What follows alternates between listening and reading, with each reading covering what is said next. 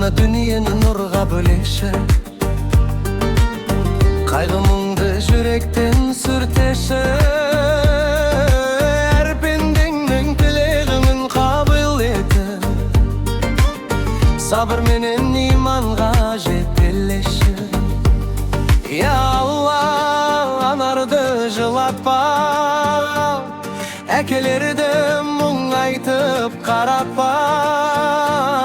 Жетімдердің жүрегіне шипа бер, жалғыздарға мейіріміңді тарата. Қанша күнне жасасақ та кешірдің, түзу жолға біздерді де көшіргін.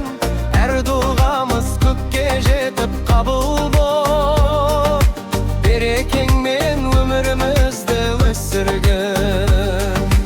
Ауыр дертке шипаңды бере ғой, жылағанға мейірімің төге ғой.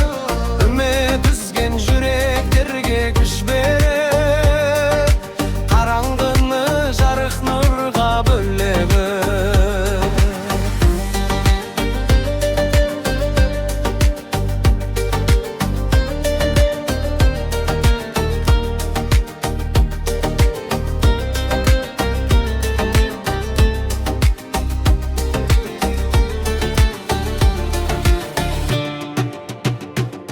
Я Алла, балаларды қорғашы,